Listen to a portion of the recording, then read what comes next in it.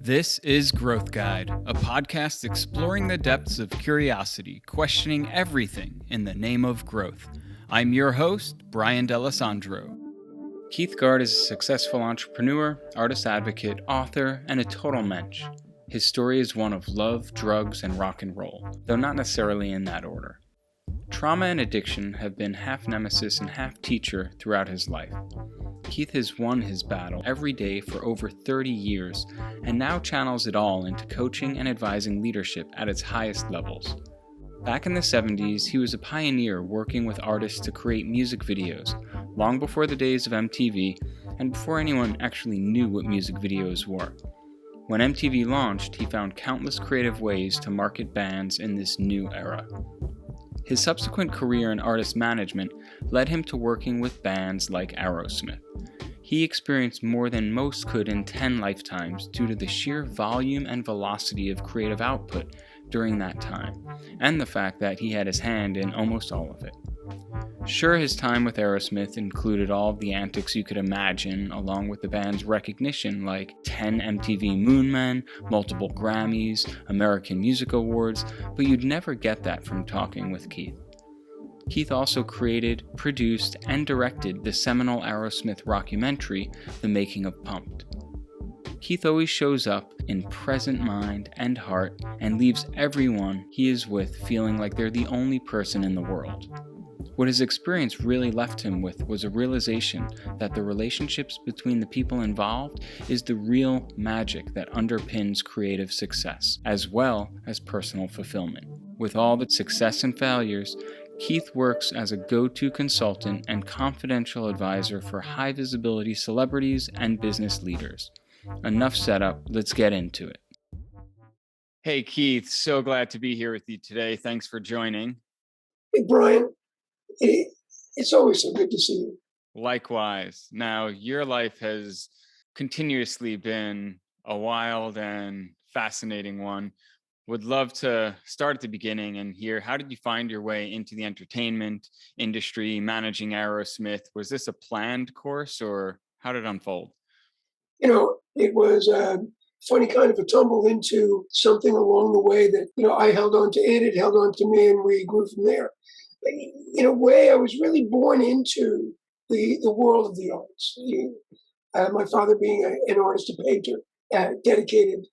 So I had a gift in that sense that as literally part of my life, the idea that the arts exist, that they matter, and that more than that they matter, that in fact, being dragged into museums and galleries by my dad, as a little kid, and then shifting from the have to and being bored by, what am I doing here, to the stuff of being able to understand what was being shared and how the arts were in my world.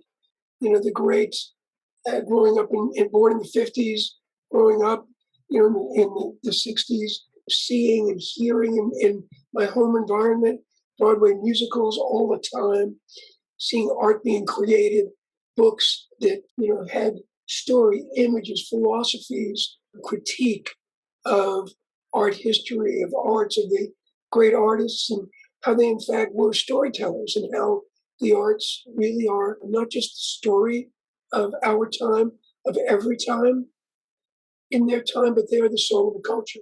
So I had that connection, and it was meaningful to me in a subconscious way, and became so in a conscious way. Mm. Okay, so you had this connection and appreciation instilled from your upbringing and exposure. How did you find your way into the business itself? So I'm living in New York City, graduated from school, made a choice in what was a crafted Ivy League pre-law program, not to go to law school. And, in Manhattan on the Lower East Side, near my rough and tumble apartment, I had friends who were artists who were freaking out about how, they really were choosing between, can they buy another tube of paint, another pound of clay, can they afford film? And I thought, well, let's figure out how to get you some support, because it's important that you do what you do as artists. Um, and I thought I could help. And I was naive, actually, because, you know, um, who was I? You know, an art dealer, not even familiar with the art world. But I just believed, and I was young enough and naive enough not to know better.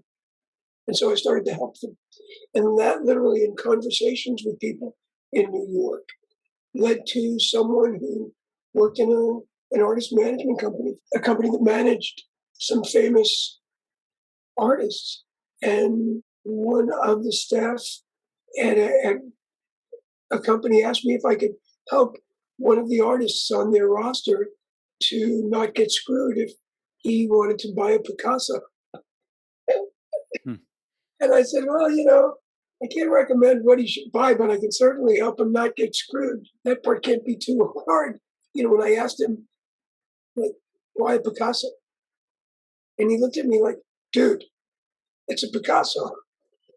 And it wasn't, $100 million painting. So it was expensive enough, but a print that he was interested in. And I helped him, but I said to him, great. But, there were living, working artists right here. We were in Soho. I said, right here on Sullivan Street, there's an artist who does this killer stuff, probably listens to your music. You guys live in the same area. He probably eats in the same restaurants, watches the same shit on TV. Let's go meet. Could be great. That started a process for me of where the arts, in fact, could support the arts by working with artists who have found financial success and who had, in essence, a platform and an amplifier, and to put them together with artists who were working in a different mode of expression, but every bit as dedicated to expressing themselves creatively, and started a business called Art Initiatives. I was 25, and it was successful. Yeah, you achieved some pretty rapid success with that company, as I understand. Yeah. Yeah, and it took a couple of years, and not success enough to have a reasonable credit line at a bank and a suite of offices on Madison Avenue with a group of guys, some of whom were in the music business. And that really is like, boom, that was the river I fell into that, whose current took me into a conversation with an artist represented by a dear friend of mine who had his first record deal. And his manager in my suite of offices said, Jesse, I made a record deal for him, and now he's not going to record until he gets a video budget. And it was 1979. There was no MTV. There was no video population. There was no market or really even an awareness of like music videos. But there were pioneers. And this artist was a real fan of Mike Nesmith from the Monkees, who was doing great video stuff, and Todd Rundgren. And he wanted to also. So my manager friend said, you got to, you deal with these famous artists and they seem to love you and listen to you. And you got to tell Jesse, like, cut the shit and make his record. Then I'll get him a video budget. So I said, naively, not a problem. Send him to my office. And we sat down, and it took him about 40 minutes. And he was a Scot with a killer, like that Scottish, like, accent. And he would say to me, I can't do the accent well, right? But he'd go, lad, it's art and it's music, it's your true loves, come on. So it took him about 40 minutes, and I started a music video production company, producing his music videos with his manager as partner, and the three of us went off into the crazy land of making long form videos for this one artist. Spent every penny we had over the course of the next 18 months, and got us into 1981, and MTV had started, and we ended up making the first, we made a bundling deal with Sony, trying to sell their Betamax video player recorder to win the battle with VHS. So we had the very first Video 45 in the world. That was impressive. Cost us money, Hmm. but don't tell anyone. And ended up having Jesse and our company, Scotland Video, on the cover of Billboard 4 weeks in a row. Ended up being on Nightline, which was a news magazine at the time that was among the most watched and most important.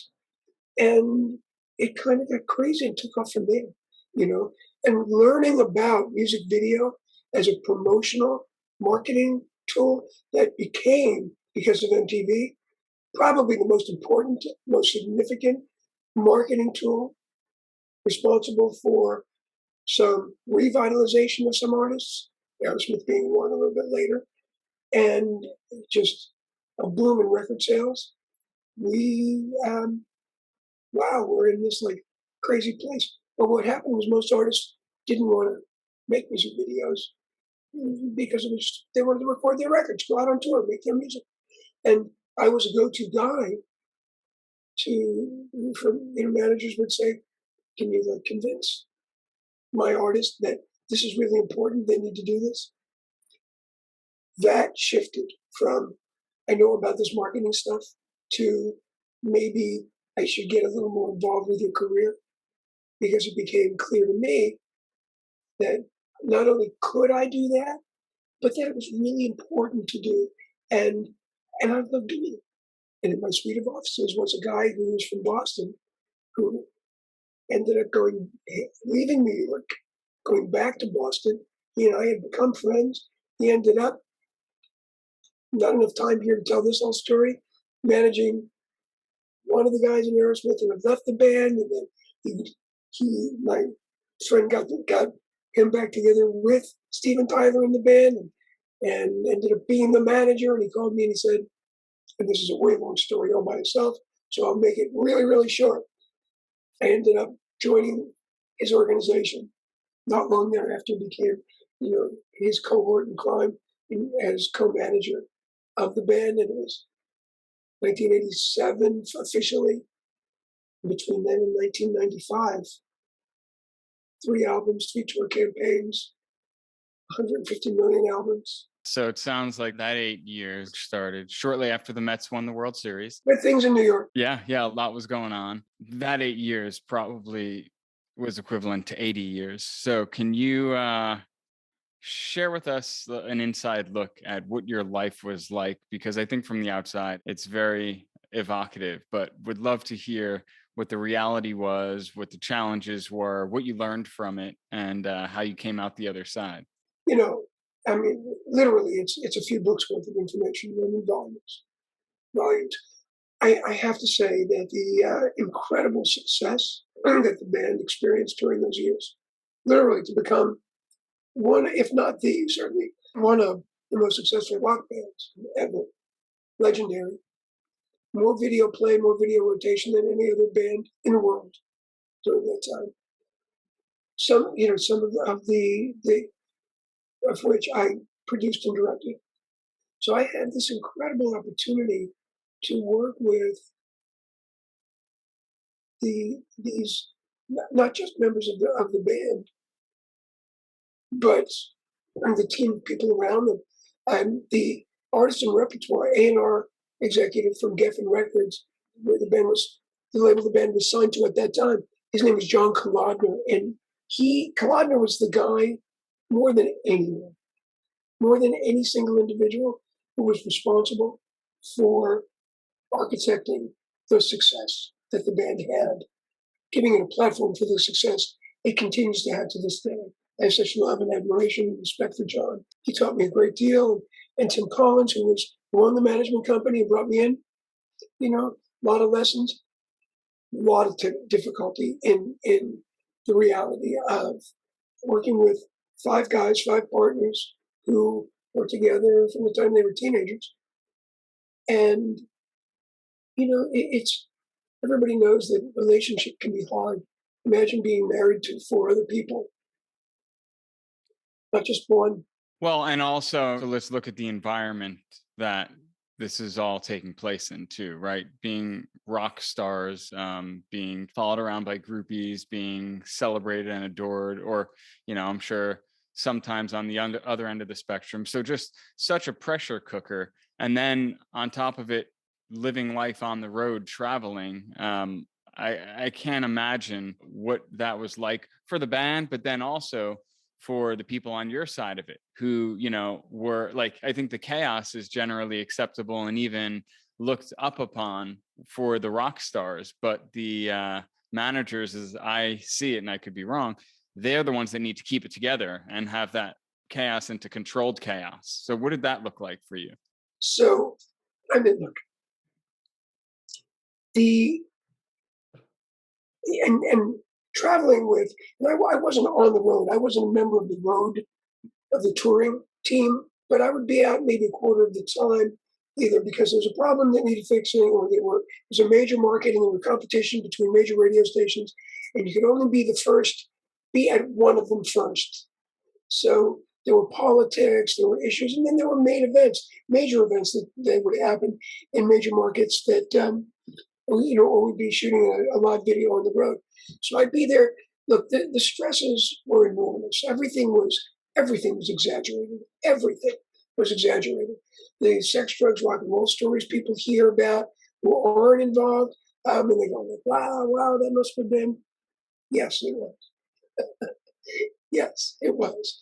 And not necessarily the band. Actually, bands at Aerosmith's level were flying into markets, so they weren't there all day with all the groupies and all that. That's the real story is that is much more the stuff of the business of it, the band's relationships with themselves, with their team, and learning how to deal. Some nights after a show, I would be sitting in my hotel room. And again, in as much as we traveled quite luxuriously, private jets, Four Seasons hotels, I mean, the best of everything.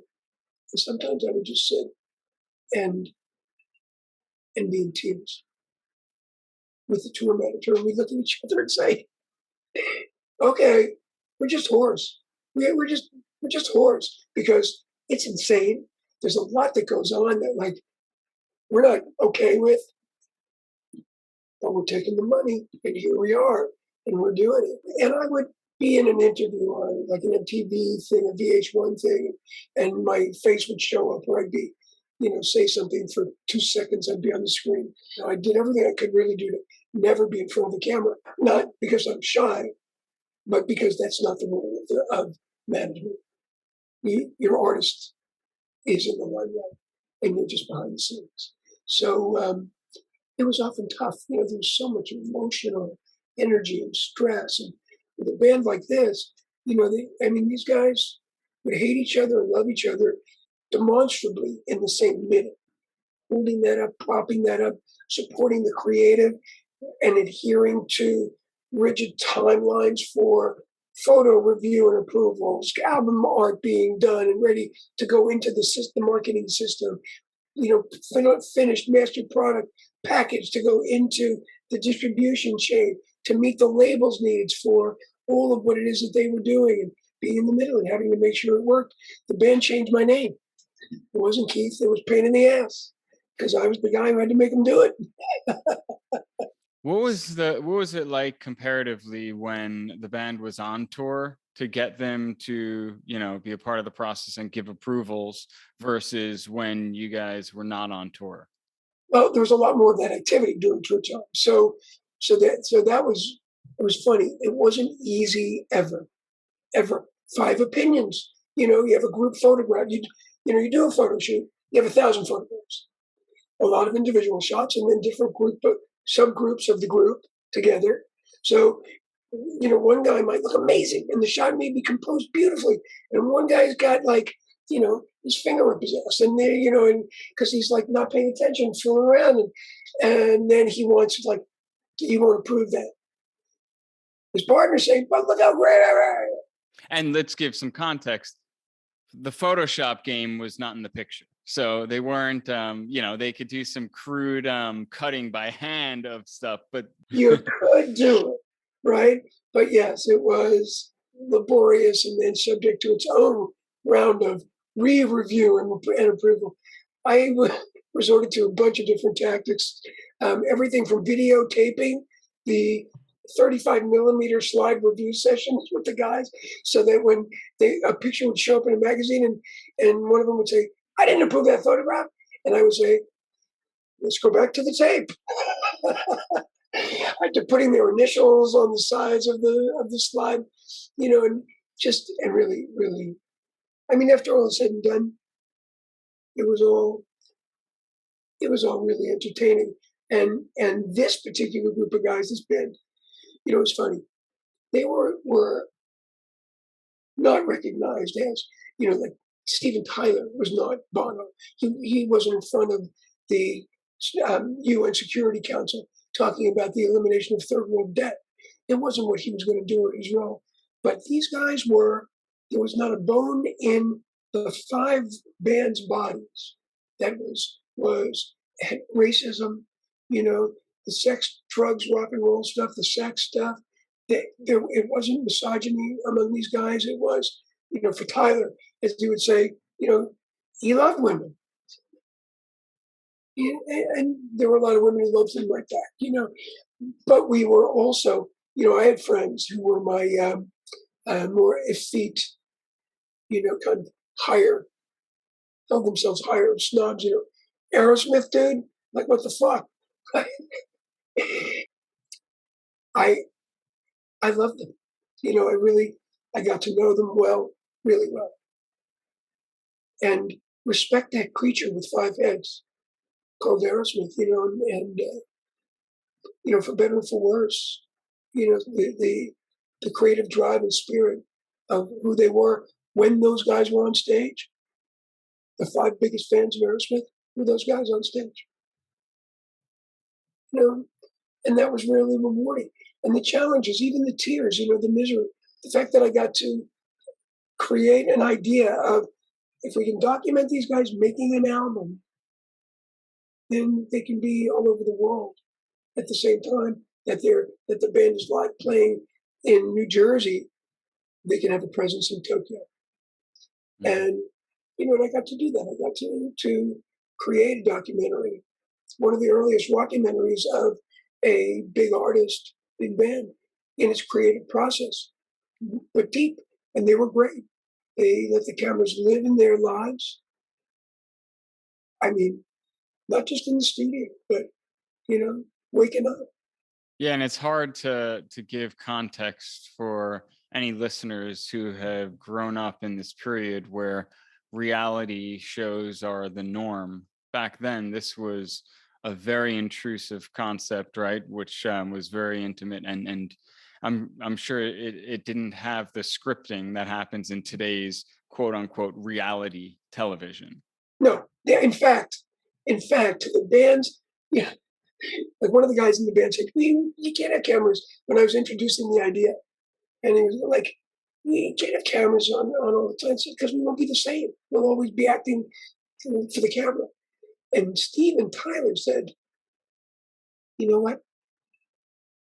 Just put a piece of electrician's tape, a piece of black tape over that red light, the record light. He goes, I'll bet we're going to forget that those cameras are in the room in 10 minutes. And he refused to let anything be censored. Shoot everything. Because there was a very clear understanding. You review anything before it goes out anywhere for public consumption. You don't like it, it doesn't go. And I forgot. So I'm shooting this thing, sometimes actually shooting. But I have people on the road with them in their studio in Vancouver when they were recording this. The album was called Pomp.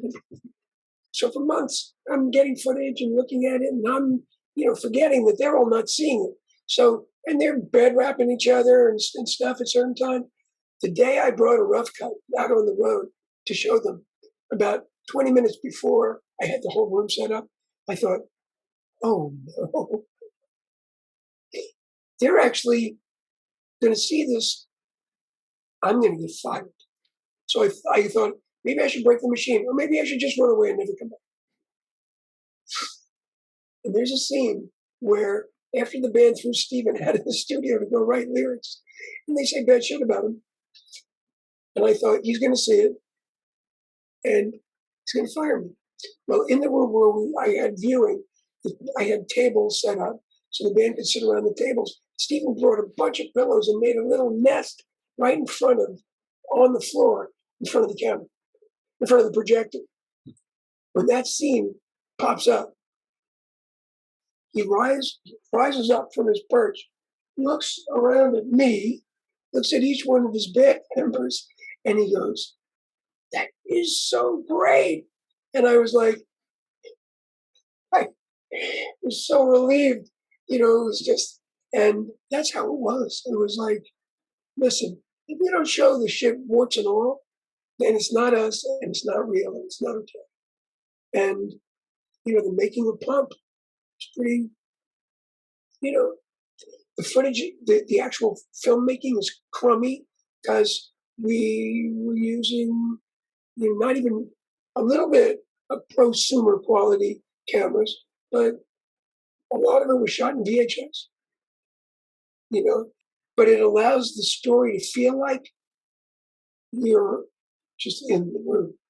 Right. I mean, the second you need to deal with bringing in lighting to correct for it, it breaks that natural element, which is really what makes it special. And as the creative process goes, look, the creative process is a tumultuous one, right? It is by nature unearthing things, and it's smashing things together to try to express a creation.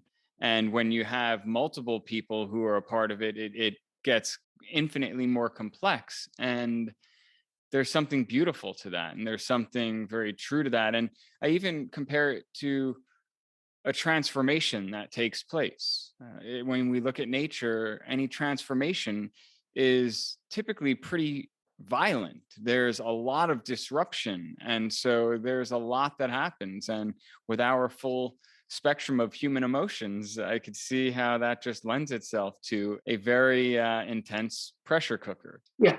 So you shared that, you'd often find yourself crying with the tour manager and kind of looking at each other like, what the hell are we doing? So why did you do it? How much of it was ego versus a bigger calling? Was it a combo of the two? Sure, ego, it's like, On the other side of it, obviously, right? When we're in it, it's not so visible. yeah, I'd go to a high school reunion or something, and I was like the hottest shit in the place because I was involved with what I was involved with, and it carries all that allure. Sure, even if you could just get people tickets, I'm sure, people were your best friend all of a sudden, right? Yeah, and again, it's like, or might be on TV for a minute in a thing, and I'd all of a sudden be getting phone calls and, "Whoa, dude," and that had its thing. A lot of it was that, as you're describing, looking at nature in this documentary, you see the seeds getting planted, and you watch them grow. You watch this creative process literally unfolding. So ideas became notes, became melodies, and then became chords and melodies, and then became finished song and music video and live performing of those songs. And you get to see the human beings in their creative process. Actually, you get to see the seed sprout, you get to see the thing grow, and you get to see the environment within which it is growing have its impact, and you see the effect of the thing on the environment. The creative process there was so raw and real and pure, and to some degree, there was some adulteration. The record label shows up and says, "I think you should do this and not that. I think you should get rid of this because it won't, a song that says this, album art or single art that has horns on a devil, or something else controversial, a cow's udder with a nipple ring through it for an album cover is, well, they won't put it in the Metro in the UK." And, so do we go along with, or do we fight those things? I was always in the middle of all of it. I wouldn't change a thing, even when I would just like not know what am I going to do. And the dealing with personalities, this band was willing, just before I got involved, Tim Collins, who had taken over management, my friend Tim, had an opportunity to get these guys a new record deal after there was a lot of destruction of their career some years earlier, with the understanding that they had to get clean and sober or they'd have nothing. And he was able to make that happen. It's truly miraculous. Drug addicts don't like to be told that they have a problem. They don't like to be told that there's something that they should be doing that they're not doing. Just one. I am one. I know. I was that guy 33 years ago. And Tim was able to get these guys, one after the other, into a relationship with what it meant to have the possibility of a career again. And it meant being clean and sober. After I got involved, it took a couple of years, and they all kind of said the same thing to me. And I honestly here can say I owe them, specifically Tim, saved my life. You know, for me, dealing with the pressures, with the trauma, my childhood trauma, which I, certainly I have that story, by trying to be someone else and hide from it and drug it away, self-medicate it away. It kills you, you know. And first, it separates you from everyone. Most importantly, my experience was it separated me from my own spirit, from the who I was. And I did a lot of rebuilding with Tim, with the band, with our community, in the midst of being involved with these creatives, and in some with some opportunities along the way to be a creative collaborator and to be involved in, sometimes watching, sometimes being very much in the middle of deals for with the NFL, the biggest stuff that we see in our world, and the conflict was always there, the differing of opinions, and learning about what was the energy there, and how to understand the idea of how to serve the greater good and make decisions that were based on what took care of all of us, not just one of us, at the expense of the other. And then, 1993, I was diagnosed with cancer. And what I've learned from those experiences and looking back and using as metaphor, the difference between a cancer cell and a healthy cell in a system. Taking care of me, the cancer cell takes care of itself at the expense of the system that it's in. And if left untreated, it will kill the system it's in. Me, right? A healthy cell works in harmony, in a synchronous resonance with the other cells comprising that which makes up the organ and the organism. In that system, there's an interdependence, a connection that is absolutely required for the health of the system. And being able to be there and begin the process of learning that. And I know you know that, Brian, and we resonate. And that's one of the reasons that I love you. We recognize that we are not just the two of us, but that everybody and everything is connected in the deepest, most fundamental ways. Yeah, and the beauty that is that even in a highly dysfunctional state of dis-ease for a system, the system doesn't need to change to come back to harmony or to balance. The relationship between the parts does. And so that individual needs to shift their awareness to the fact that they're a part of something larger, that they're living in relationship. And like you said, there's an interdependent dynamic between those parts. because then you could still, there's this whole overused, saying of you've got to put on your own mask first, right?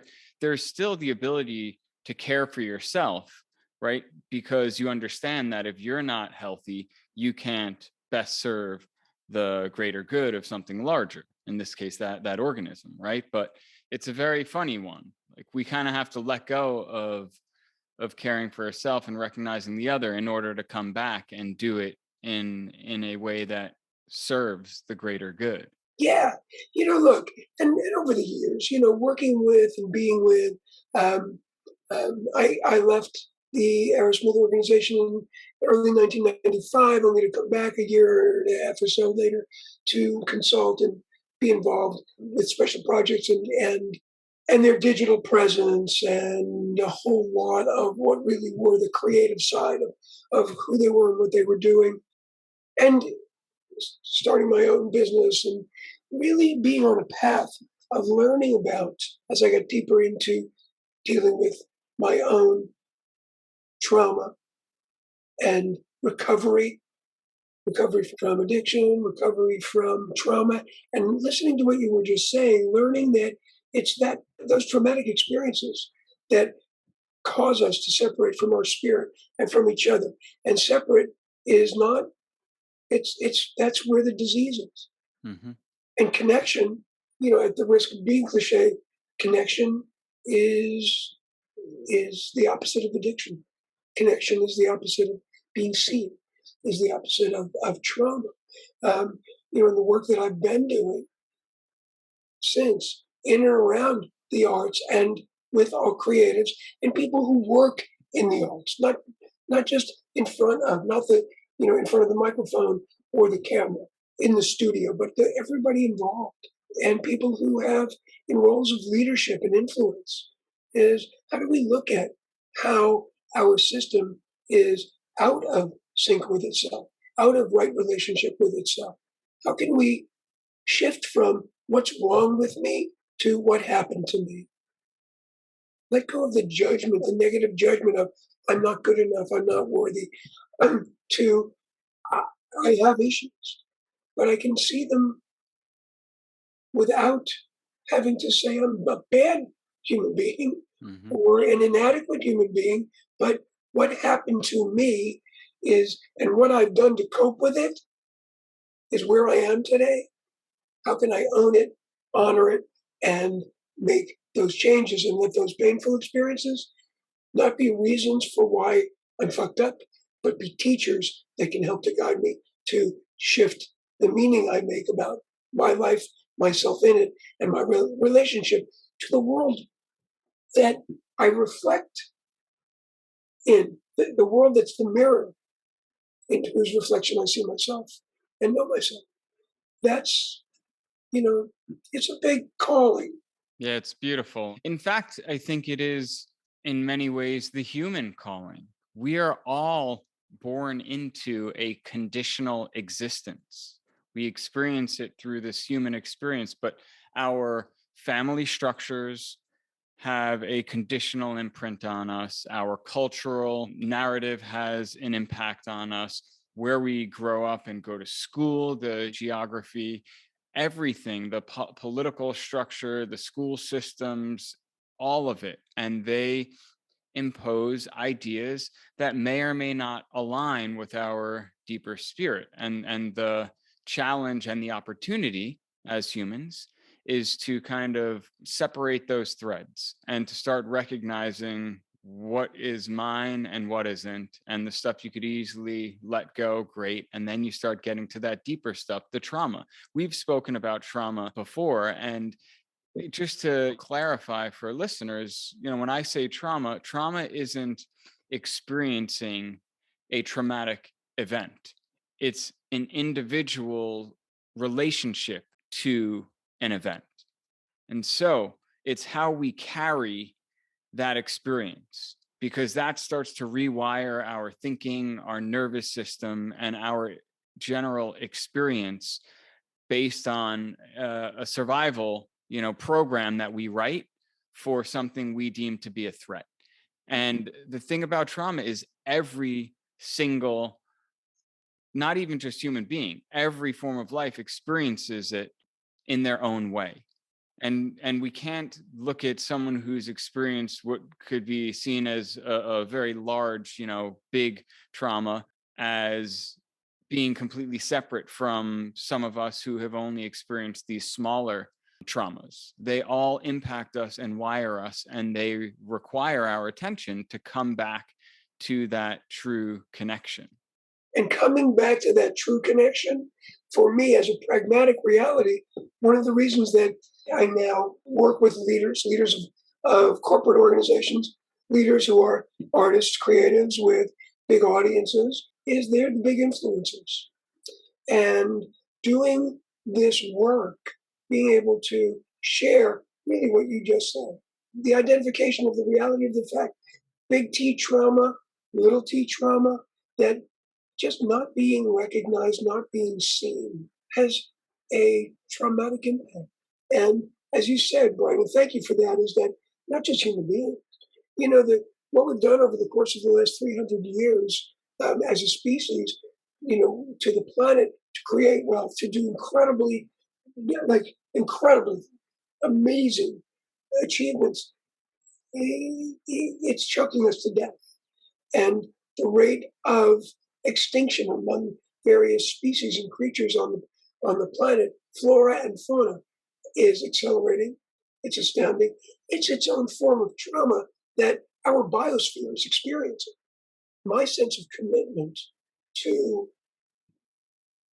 a lot of what you were asking me earlier about, the stresses and the strains, and rather than getting into those gory details of the difficulties of being in that very high pressure, high visibility, ego driven, megalomania of a business and entertainment, not just surviving that, but learning how to see it, to have experienced it deeply and to have listened deeply, but not from a place of telling the gory story, but from, if in fact,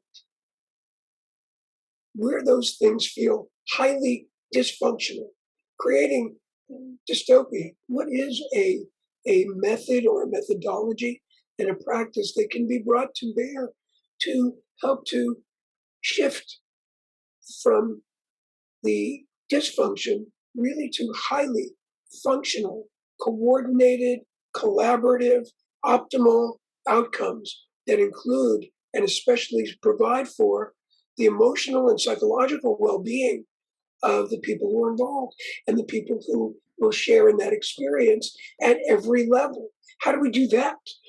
In working with this group dynamic of such big personalities, were there any leadership lessons or takeaways that were real gems for you? What a great question. I'm sure there are a lot, and we don't have the time for me to get into what I'd love to be to tell all the stories, because they are such gems and gifts for me. But one that comes to mind is that as would happen, there's some conflict between band members, and one of the guys would say to me, and I'll take the risk of sharing that it would be Stephen in this particular instance. And it was he gave me such a marvelous gift by giving me the opportunity to deal with a moment where he said to me he was having a conflict with one of his brothers in the band. And he said, "You got to be my guy because I'm right."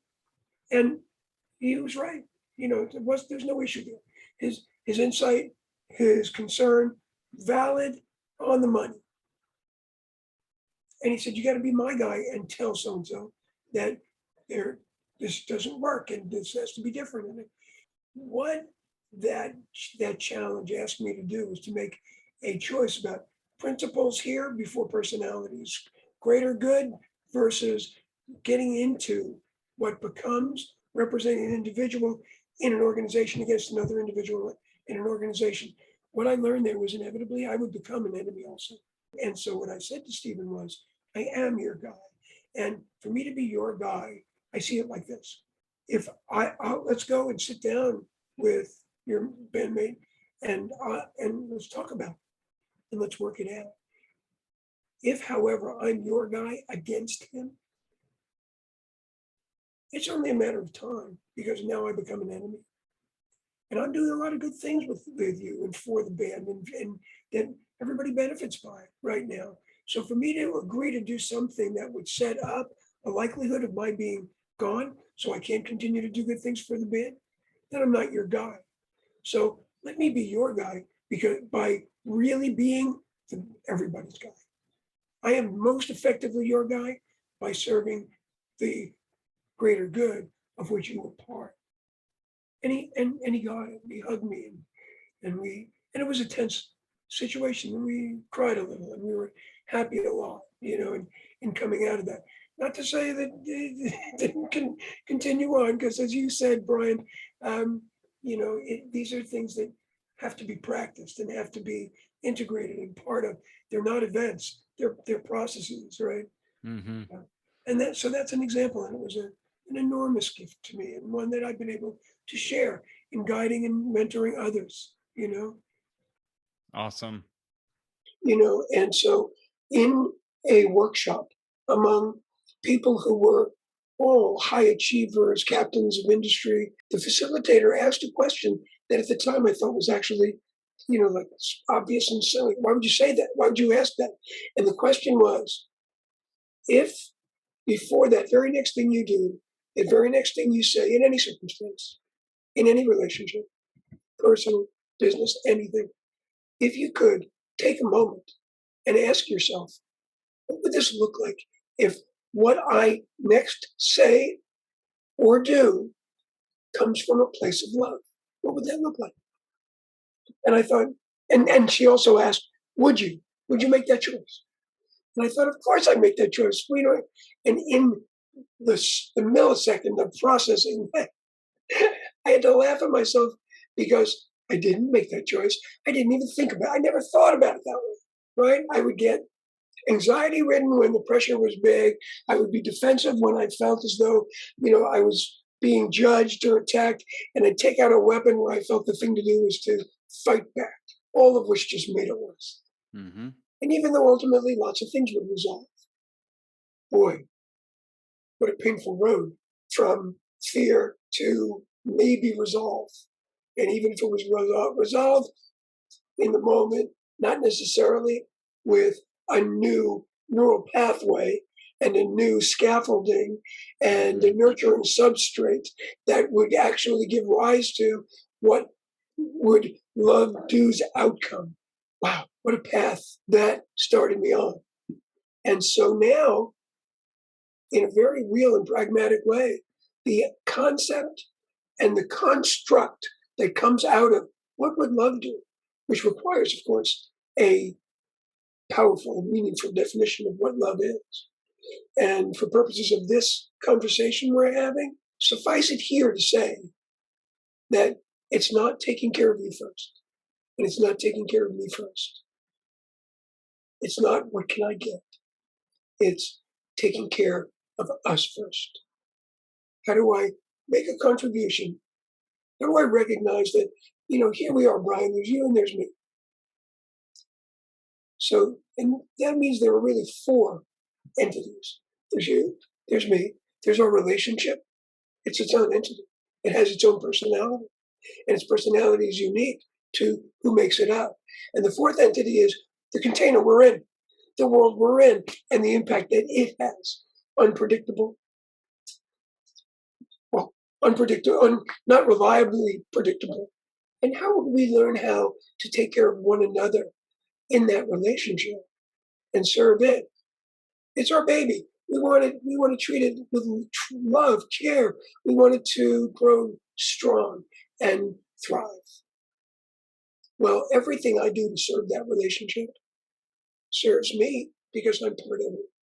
It really boils down to if I serve the greater good of which I am part in a way that is without negative judgments,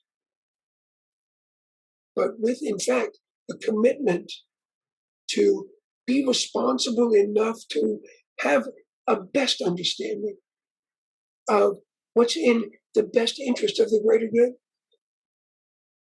That to me is where we have an opportunity to realize if I am aware and dedicated to the fact that every part has to be as healthy as it can be for the greater good to be as healthy as it can be. And no part being compromised is going to make the system healthier. And we've heard it through time, through quotes, where only as strong as our weakest link, as an example. There's a reason those things become cliches. Yeah. And I like to bring it back to nature, the idea that if you care for the soil, and the soil kind of being that metaphor for the relationship or the thing that exists between the people. When the environment is healthy, it holds and supports whatever the situations are. And that allows the people to help and support each other.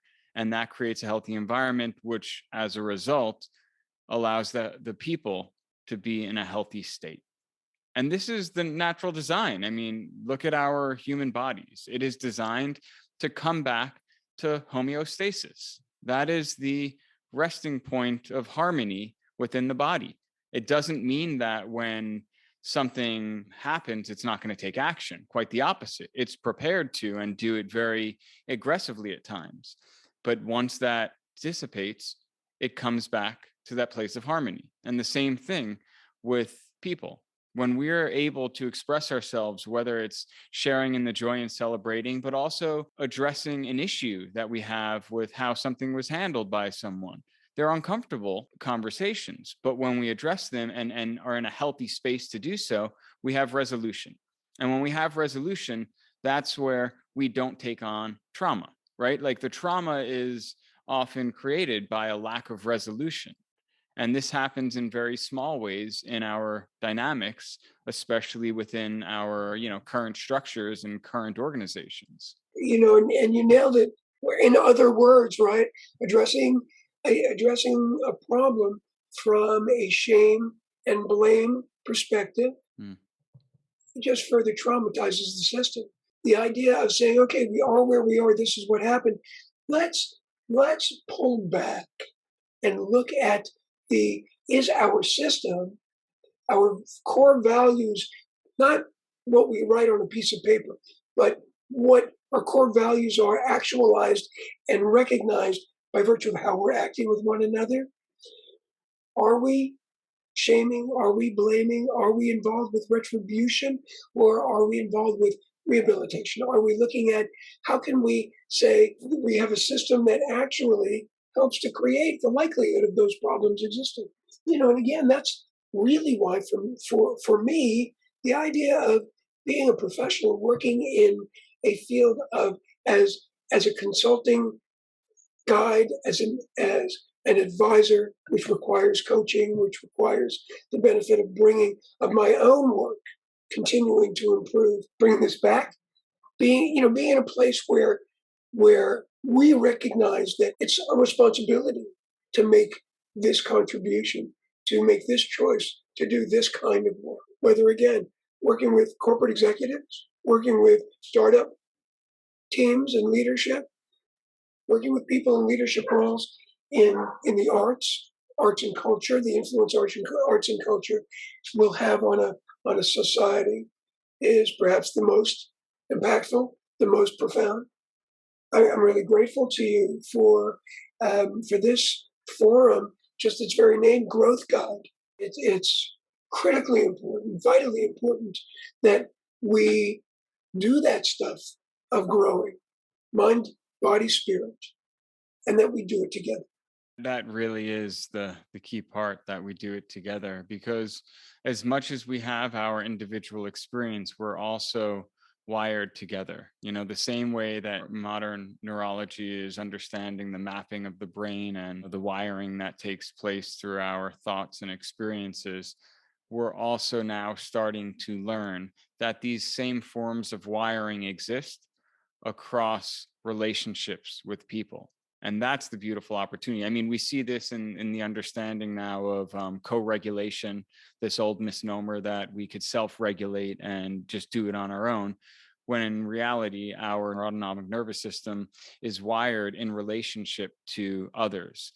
And in this way, when we are going through something and we're out of regulation, having another human being with us to help co-regulate our state and again bring us back to a place of balance, it's critical. And this is science. This isn't a spiritual statement. While it has a spiritual layer to it, it's very much grounded in the physical and scientific realm. And I think that's what we're seeing. And I applaud the work you're doing and the journey you've been on to come up to this point and to realize the importance of creating change from within dysfunctional spaces and helping them to come back to harmony, because it transcends this whole idea of right and wrong, shame and blame, like you said. And I think this whole cancel culture ideology is absolutely ridiculous. And it's another expression of a symptom of that disease. So people who go to jump on it, I was just reading a thread. I've been fascinated by watching what's been going on with attacks on Joe Rogan for things, he's done in the past. And I'm not, commenting on anything he has or hasn't done. What I'm more interested in is how people are responding to it. There's this culture of the pile on. And what happens is it's a lot easier to condemn, shame, and blame someone else because on some level, it makes us feel better about our own shortcomings. The only thing is, it's a momentary feeling of relief. It actually strengthens what is unresolved within. And so that's where this cancel culture, is just part of the disease. And I saw one person in this comment thread pointed out, like, look, what if it was you who was having their whole life audited and all of their darkest, deepest moments were being brought to life? Right? How would you feel? Because we all have them. And we're all, as the saying goes, far greater than our worst act. And I think it's really important to remember. And, I celebrate that you're doing the work around this because it's vital to us coming back to harmony as humanity. That's so beautiful, Brian. I thank you for that. There's a saying that I've heard from friends, specifically in recovery, that we only keep that which we give away. And that I know is meant in when I share the good information, the learning that I have, it reinforces it for me. I keep it, right, as well. But it's also true of everything you just described. I keep, it's people who sling shit, smell like it, right? Mm-hmm. And I keep that. I keep that energy. Some of the great philosophers, each in different ways, have said things that sound very much like, thoughts don't leave their source. Now, I can share it with you, but its origin stays and its impact stays. I keep only that which I give away. Well, so I judge you harshly. I keep some of that energy. I give rise and life to more of it, and so, which brings me back to what would love do? That's not what love would do. That's not what being kind would do. That's not what being nurturing and caring and giving would do. And as separation, certainly technology today provides for a level of separation that makes it easier not to be in the presence of the person you're condemning. And, that's a whole other discussion, but it's a reality of how we decrease the degree to which we are well and healthy as we increase the degree to which we are separated from one another. Mm. Right. And so, and there's a real correlation there that, hopefully we can see, again, even that, without judging it negatively or harshly, like it's bad and evil. It's how's it working out for us? Not very well. How do we shift that? Right. Is it facilitating connection or separation? Because I believe that at its most reductive level, every act we're taking is one of connection or love, or one of disconnection or fear. And that's where I love this concept of what would love do. Now, it's not something that, maybe some people out there will, but it's not that you have this immediate flip of a switch and all of a sudden, wow, every moment you could ask what would love do and everything's perfect. It's a practice. because we're wired to react another way and we have these traumas, the way that we resolve the traumas and integrate them is by steadily and progressively making a practice out of doing the alternative. And What Would Love Do offers a tool to do just that. So important that you articulated that. It is a practice. There's not a lot in our culture that supports the concept. And also, look, when you say love, right? People think, oh, something like Valentine's Day, some sappy, sweet, saccharine idea. That's not what we're talking about. We're talking about fierce, powerful, really. When you're talking about taking care of the greater good and actually overcoming the urge to serve ego and all of what we've been fueled and guided and molded and tracked into doing, that means that our ego showing up is life or death important. To get to that place to learn that when I serve my ego, it's usually at the expense of my spirit. When I serve my ego, it's usually at the expense of my connection to you. I'm creating a connection, I think, that you're going to think more highly of me. I would rather you saw value in me and felt a connection in me by virtue of the example that I set, the power of my example, not the example of my power. And it takes practice and it takes reinforcement. And it can start with just being kind. Am I kind to myself and to you in this next day? So you do something and my button is pushed. Do I take out a shield and a weapon? Or can I stop and say, let me actually give myself the gift of honoring your experience and saying, what am I hearing you say you need? And the way I'm impacted by what you've done or said to me or with me in the room, the button is pushed. Let me, instead of saying, hey, fuck you for that, Brian. Oh, yeah, well, and saying thank you for that light shining on something I need to be able to look at here. And it just spoke loudly to me. And if I hear that emotional reaction as a messenger rather than a reason to defend and to fight, what is that messenger telling me? It's telling me I need something. I need to be seen. I need to be heard. I need to be connected in a way that feels safe. And in order for me to feel connected in a way that feels safe, I need to go about the process of making connection for the other safe, making the connection with myself safe. Oh no, I don't want to see that in me. It hurts.